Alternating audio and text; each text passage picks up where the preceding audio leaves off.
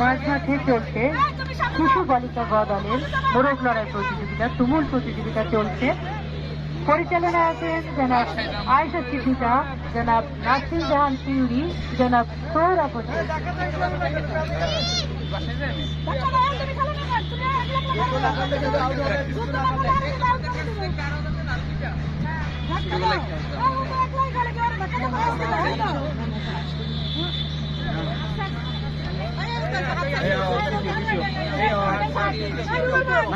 ওই ফার্স্ট হবে, ওই ফার্স্ট হবে।